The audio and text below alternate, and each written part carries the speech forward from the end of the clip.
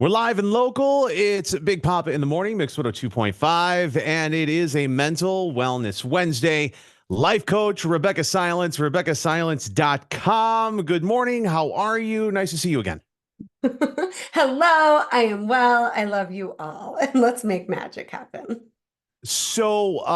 One thing, and this is a real basic overview, and we can go in a million different directions on this. Um, I want to talk about people that are in relationships and they feel like all they do is fight. hmm All they do is argue. And unfortunately, a lot of relationships end up in that situation, at least at one point in time or another. If you're in a relationship where it seems like all you're doing is arguing and snipping at each other right now, what is a good way to kind of get through that portion of it and get back onto and into the good stuff? Yeah, so you are so correct that there's so many different places we can go, but this is really a precious conversation. I had a couple yesterday that at the beginning of the session, they were convinced it was over. There was no saving this relationship. And they're a young couple and they have a couple of little kids and they love each other so much, but they can't stop fighting. So I literally coach this all the time. But just yesterday, I witnessed the most miraculous relationship reinvention. And that's the term I want us to hold on to in this segment today for all of you listening. Relationship reinvention is possible. And all a fight means is that we're conflicted, not knowing there is another side that we can get to. And so often we grieve a relationship before it ends prematurely to try to protect ourselves and our hearts because we don't think there's a way out or a way through of the conflict. So, three hacks when you're fighting, true, like proven hacks that work. Number one, commit to we're going to get closer on the other side of this versus being afraid there's no recovering from this. Commit to we're going to get closer. If both people are committed to getting closer on the other side of the fight and on the other side of the conflict, you will.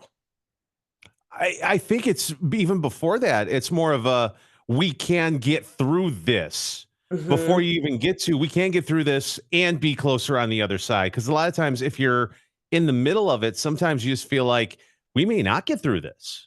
Well, yeah, but the reason I like we're going to get closer on the other side as the starting point is that's like a carrot. Like that makes it worth it, right? Like that's the Hmm. gold medal on the other side of this Olympic event that we don't even know if we've trained enough for, right?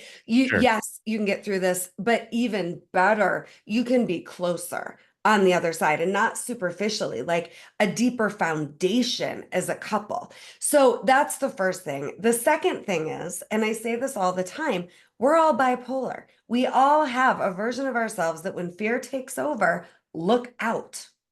And then we Yeah. have a version of ourselves that is calm and centered and grounded and gorgeous. And it's easy. What I was working with this couple on yesterday was they were both their fear-based, not so kind, not so generous survival selves trying to guard and protect their hearts, but who they fell in love with was the best of each other. So we Sure. reintroduced the best of themselves to the conversation with a commitment to getting closer on the other side of this very real conflict.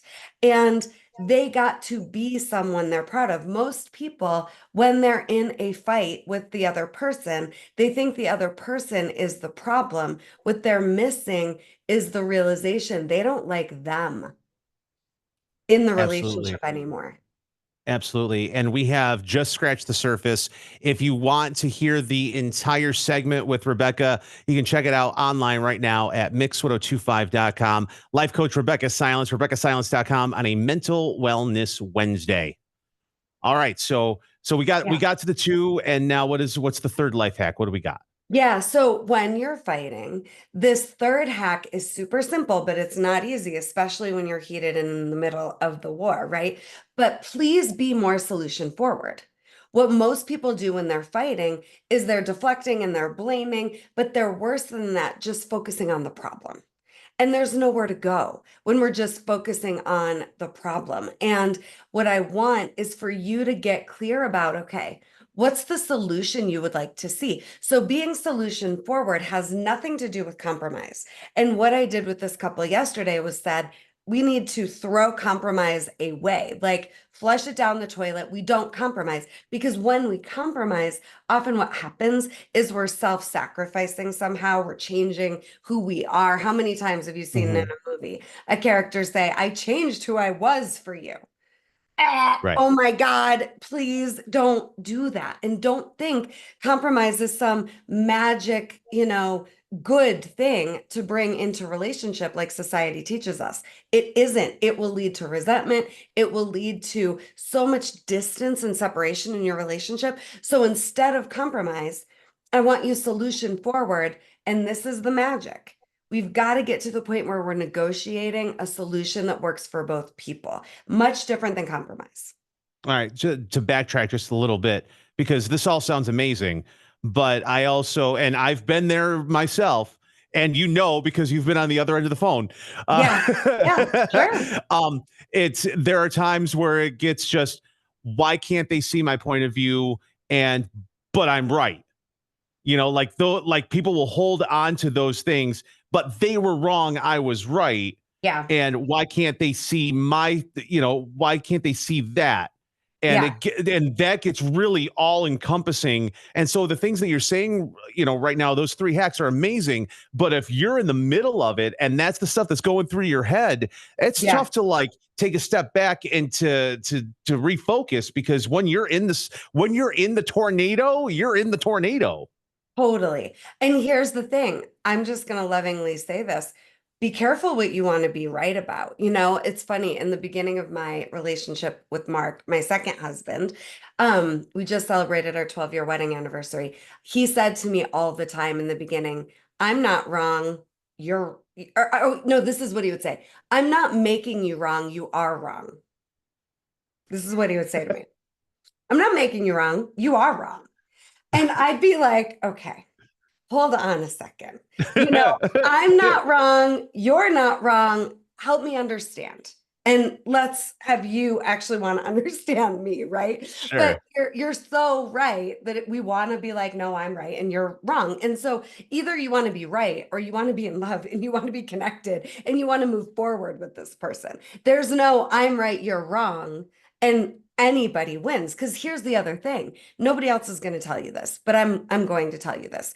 If I win, but you lose, the whole relationship loses. Yep. Or if I lose, so you win, the whole relationship loses. The relationship ends. Explain why. Okay. Explain why. The relationship can't win if both people aren't winning.